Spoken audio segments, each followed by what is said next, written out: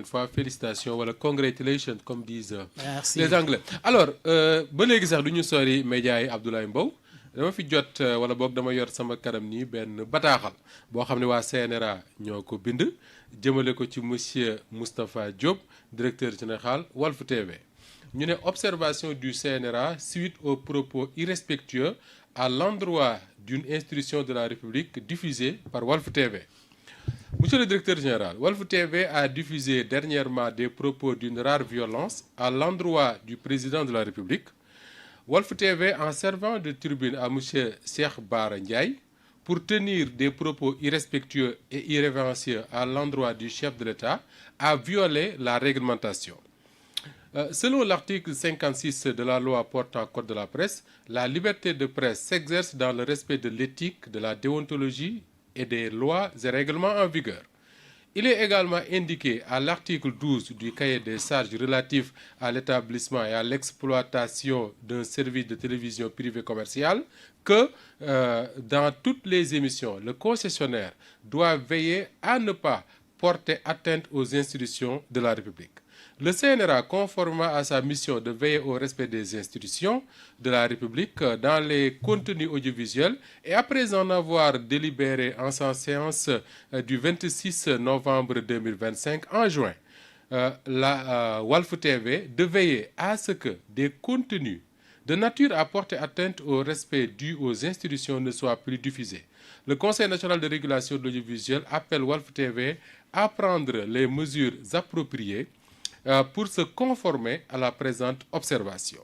Alors xam naa ne tekki lépp ci wolof dina ma jafe mais ma jéem ko rek Abdoulaye pour ñuy déglu CNRA moo jël benn bataaxal jagleel ko Moustapha Diop muy directeur général bu Walf TV lañ ca wax dañ nekk Walf TV goog nga jiite yàggul dara dafa teg ay wax yoo xam ne daal dëgër ga foo ko natt weesu na ko yoo xam ne ñi ngi ko jëmale ci institution buy ñu tuddee président de la République ñu ne Walf TV dafa servir de turbine maanaam dafa may Cheikh Bara Ndiaye fu mu mën a waxee ba pare mu fay teg ay wax yoo xam ne dafa ñàkki teggin nga koy jëmale ci ku mel ne chef de l'État ñu ne Walf TV bi def loolu dafa violer réglementation maanaam charte yi nga xam ne moom la ñuy tege télévision da ko violer ñu ne sax ci charte yooyu boo taxawee ci article 56 loi bi nga xam ne moo jëm ci code de la presse dafa wax ne la liberté de presse s'exerce mu ne liberté de presse mën nga koo def waaye nag da nga koy def ci respecter éthique déontologie ak loi ak règlement yi nga xam ne moom lañ teg ci réewum Sénégal CNRA yokku ca ne ci article 12 bu cahier de charge bi nga xam ne Walfadjri moom la signé keneen ak keneen moom la signé pour mën a am nu ñu koy wax sax télévision ñu ne ki nga xam ne moom la ñu jox télévision boobule dafa war a fexe ba duñ fa teg mukk ay kaddu yoo xam ne dafay ñàkke teggin wala dafay dindi war may institution yu république bi CNRA yokku ca ne moom nag mission bi ñu ko dénk muy ñu respecte institution yi moo tax mu daje ba daje boo xam ne ñu ngi ko amoon loon le 26 novembre 2025 bee ñu génn 26 novembre bii ñu weesu ñu ne biñ ci jógee nag la ñu wax mooy ñi ngi xamal Walf TV ne mu gën a bàyyi xel di gën a respecter ñi nga xam ne moom la ñu tuddee les institutions de la République waaye tamit mu fexe ba jël lépp li nga xam ne ay mesures la yoo xam ne mën na koo jël pour respecter li nga xam ne mooy observation bii ñu def tey jëmale ko ci moom donc du mise en demeure du rappel du observation la Abdoulaye d'abord bala ñuy commenter ban jàngat ngay def ci lettre CNRA bi. waaw d'abord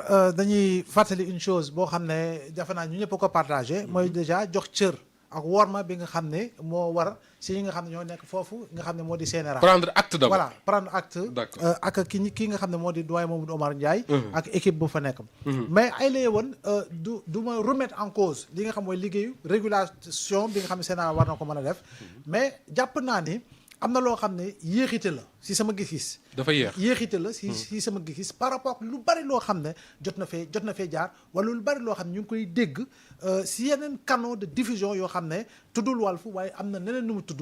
yoo xam ne amaana yaa ngi fay dégg ay kaddu yoo xam ne jéggi na dayoo si sama gis-gis. d'accord loo xam ne weesu na li nga xam ne tudd nañ ko. jëm sax si ba saaga goo xam ne daanaka lu olof naa rek saaga ndey. daanaka dégg nga ko fi. justement pour rester factuel Abdoulaye est-ce que wax ji nga xam ne Cheikh Bara wax na ko ci émission bee ñu weesu ak ba ko jiitu woon sax est-ce que daf cee dégg kàddu yoo xam ne mën nañu jàpp ne dafay ñàkkal worma njiitu réew mi. man très wala boog sincèrement une institution. amaana mu am loo xam ne rëcc na ma. si kàddoom mais li nga xam ne jot naa ko c'est fort si li nga xam ne moom la wax globalement jàpp naa ni ab réponse politique amaana la teg sur la table par rapport ak li nga xam ne mooy situation contexte boo xam ne c'était un contexte très lourd yoo xam ne gis nañu ni ku nekk am na position yoo xam ne dégagé na ko. xëy na perception bi si am. si yenn wax yi effectivement mun nga bañ a ànd si yenn mooy coup d'état ak xaw ma am na daal su dee moo ko wax. ak yu demee noonu mun nga bañ a ànd si kàddu yooyu. mais jàpp naa ni li nga xam ne mooy dëgg xotti worma wu président xëy na mu rëcc ma si ay kàddu très sincèrement pour être sincère avec moi. du déglu ma émission bi yëpp jàpp naa ni sax lu si bari si réseaux sociaux yi laa jël ay parti yoo xam ne. dama see tombé donc wax na ay waxam. moom am na nu mu ko waxee comme damay jàpp ni problème de perception am na ci dans tous les cas le sens de la responsabilité man foofu laay ñëwee. parce que le sens de la responsabilité jàpp naa ni ce n'est pas Moustapha Diop qui est pointé du doigt ou qui doit être pointé du doigt ou Ayoba parce que je pense que oui c'est la personnalité morale mais je pense que de manière large et de manière détaillée jàpp naa ni fii si au niveau de Walf de manière générale. Je pense que le niveau de responsabilité. Sauf que là Abdoulaye yaa ngi wax ne ce n'est pas Moustapha Diop qui doit être pointé du doigt et mais loo ci mënti dégg bu doon beneen chaîne aussi position laa ci am le diffuseur c'est Walfadjri. Ce que Cheikh Bara dit ci Walfadjri la ko waxee. Donc la première responsabilité Walfadjri la. si fondamentalement loolu je suis parfaitement d'accord. parce que diffuseur bi la ñuy gën a wax mais su ma koy waxee noonu. mooy en fait le niveau de responsabilité. jàpp naa li gën a yaatu doo fi dégg loo xam ne da nga maam dina bàyyee ko si journaliste loo xam ne en réalité di nga ne lii lamboowul éthique ak déontologie lamboowul ak li nga xamul des responsabilités dans tous les cas je pense que de manière beaucoup plus large que ce soit Walf la tudd que ce soit Bete la tudd que ce soit Ñoro Ñoro la tudd je pense que lu si ëpp solo mooy kay toog di wax effectivement communauté doon ak quel que soit le titre boo porté war ma moo war si ñëpp. D'accord. Respecter les institutions ça incombe à tout le monde. Ça c'est certain mais itamit respecter citoyen bi ak kenn koo xam ne am na ndombol tànk geneen ak citoyen lambda bi sax war na ku ne. mais jàpp naa ni foofu le solo bi nekk. que réellement leneen loo xam ne war nañ ko jël te ma jeexal. réforme bi war nañ ko dugal. parce que tam dina am solo. ARCA bi ñuy wax bi nga xam ne war na remplacer CNRA. te li nga xam ne code de la presse moom la tudd jàpp naa ne war na see mën a tabbi pour étendre les tentacules et domaine d'intervention si ki nga xam moo di régulateur bi jëm si li nga xam mooy dérive yoo xam ne dañ koy constater tout le temps si loo xam ne moo di yenn canaux de diffusion de l'information. Abdoulaye Mbow alors Ayoba yu mel nii comme ni ko Abdoulaye waxee man très souvent ce que je fais li may njëkk a def mooy prendre acte d'abord ci li nga xam ne CNRA wax na ko jël sama temps lire ko mais également jël sama temps déglu propos yi nga xam ne moom la ñuy condamner sauf que là CNRA peut-être c'est leur façon de faire amul benn propos bu ñu wax ne par exemple telle chose waruñu ko woon a wax wala telle autre chose. Cheikh Bara Ndiaye waru ko woon a wax. beneen bi nga xam ne Ayoba ñu bari moom la ñu interroger wu en tout cas quand je lis les réseaux sociaux depuis man ma jot cette lettre là mooy. lan moo tax c'est vrai le président de la République c'est la première institution de ce pays mais c'est pas la seule institution lan moo tax sur d'autres chaînes dans d'autres canaux plusieurs fois ñu dégg fa ay saaga jëmale ci ñeneen le premier ministre lui-même mais CNRA defu ci li mu def nii quand même.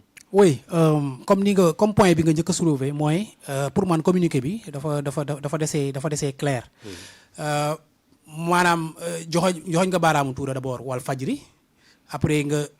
cité nommément Cheikh Bara Ndiaye ses propos pour man propos yi nga xamante ni général jàpp na ni propos yi daf dëppoowul ak ay teggin wala dafa ñàkk worma dafa xotti worma kii nga xamante ni tey jii mooy institution wu président de la république yooyu dañ ko waroon a cité nommément ci communiqué yu bañi ba waa Walfadjri xam ni propos yi kat général nee na bëggul ñu koy yëkkati di ko teg ci deru waa Walfadjri mais boo nee propos Cheikh Bara yi rek Cheikh Bara a parlé au moins pendant 20 minutes xaw ma ëpp na 20 minutes léegi mënoo jël propos yooyu yëpp dugal ko ci cadre ci cadre boobu donc le communiqué devait être plus explicite que ça maintenant man en termes de liberté d'opinion et liberté d'expression ñëpp xam nañ sama vision là-dessus man pour man que ce soit les institutions de la République ak personnalités yi ñu teg ci suñu nguur gi ñooñu suñu serviteur lañ pour man am nañ droit critiquer leen avec une certaine virulence sans verser dans l'insolence sans verser dans l'insolence moi j'ai toujours critiqué Macky avec beaucoup de virulence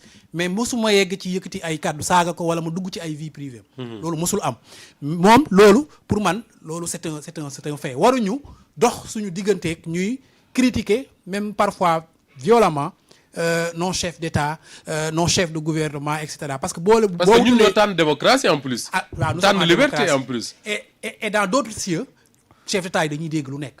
dañu leen di saaga dañu di tout simplement parce que ñoom suñu mandat la ñu yor ñun la ñuy liggéeyal. donc tey jii bu fekkee am na leen loo xamante ni d'accord uñ ci seen doxalin am nañ droit critiquer leen avec une certaine violence sans verser dans l'insolence encore une fois parce que saaga moom amul kenn koo xamante ni tey jii mën nga ko accepter et puis c'est condamné par le code de procédure pénale sénégalais bu fekkoon Cheikh Bara dafa saaga.